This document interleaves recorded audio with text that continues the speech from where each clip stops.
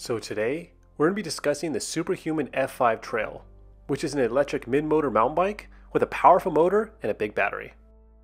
The F5 Trail is made by Superhuman Bikes, formerly known as FLX, which is a smaller bike company based out of San Diego that's been around since 2014. Superhuman specializes in fun, powerful electric bikes, with their F5 being their hardtail e-mountain bike model. So I was able to test this bike out on the road, where it easily went over 60 miles in one charge. Impressed me with its comfort and extremely powerful motor. But since this bike has knobby tires, and it's advertised as e-mountain bike, I thought it would be only proper to test it out on some off-road terrain that would test its capabilities, strengths, weaknesses, and quality.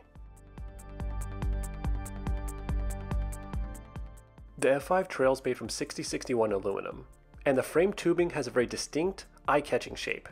The color I have is matte army green that I think looks really good in person, but it is also available in blue, black, and red. The F5 only comes in one frame size that Superhuman claims can fit heights 5'1" to 6'5".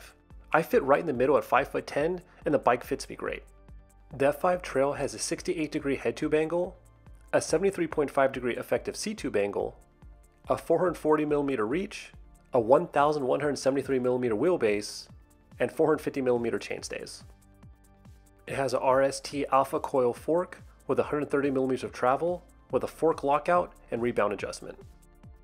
A no-name wheel set that comes with Schrader valve tubes, and 27.5-inch Maxxis 4Caster tires, both in the front and the rear with a 2.35-inch width.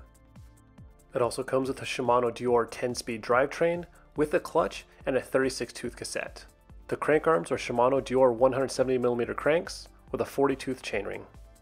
The brakes are Magura MT5 hydraulic disc brakes with 203mm rotors both in the front and in the rear. And powering the F5 is a 500-watt Bafang M600 mid-motor with 120 Nm of torque. The battery is 840 Wh lithium-ion battery with Samsung cells.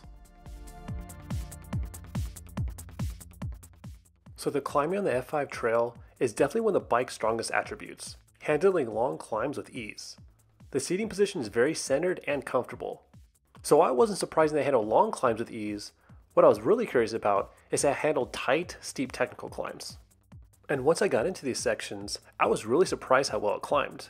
With its fairly steep head tube angle and longer chainstays, it remained very balanced up the steep climbs. Initially, I was a little concerned that the 36-tooth cassette wasn't big enough to handle the tighter climbs, but quite honestly, the bike has so much power that I never missed having a bigger cassette. The only part that was a little difficult is that since the bike does have a lot of power, you have to manage that power at extremely low speeds. But let's be real, while this bike climbs like a goat, what really matters to most mountain bikers is how does it go downhill. So to test out the bike properly, I took it to a variety of trails with varying difficulty and terrain to test out its downhill capabilities. On the trails that I would consider beginner and intermediate trails that have rocks and other smaller trail obstacles is where this bike really shined. I was able to go through smaller rock gardens with ease and power out of corners. And while on these easier trails, the bike did really good, I was really curious about some of the more difficult trails.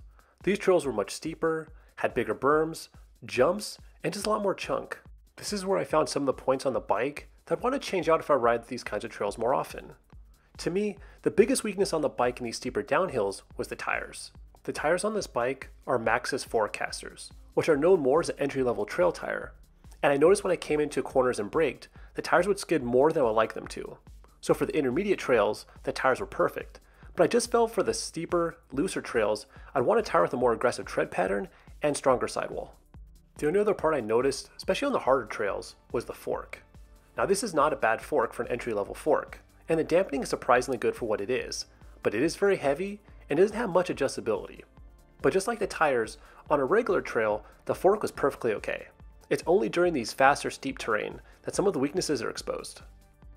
But other than these two minor things, I'm extremely happy with the remaining build. The brakes are very strong and have zero fade. The motor's powerful, the battery life was exceptional, and the drivetrain was quiet and reliable shifting. The cornering was really good, and I was really surprised that the frame did a good job at dampening most of the trail chatter. In fact, the bike did so good that I was almost able to get into a top 10 on a sketchy downhill segment against other e-mountain bikes on Strava.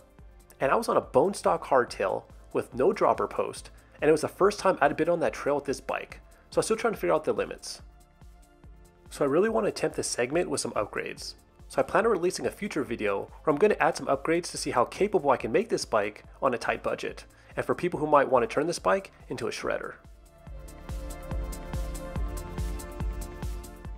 Overall, I was pleasantly surprised by the off-road capability of this bike. I truly believe that if you want this bike for basic, beginner, or intermediate trails, this bike is perfect. It's comfortable, has a powerful motor, great battery life, it climbs great, and if you start pushing it, it handles everything extremely well. And while the forking tires might make the bike a little more of a handful to ride on steep techie trails with jumps, the bike can still handle everything that I threw at it. And like I mentioned earlier, I'm going to be adding some upgrades to this bike to see how fast and capable I can truly make it. So thank you for watching this review. If you have any questions or you feel there's anything that I missed, please comment below. Thank you so much for watching and have a great one.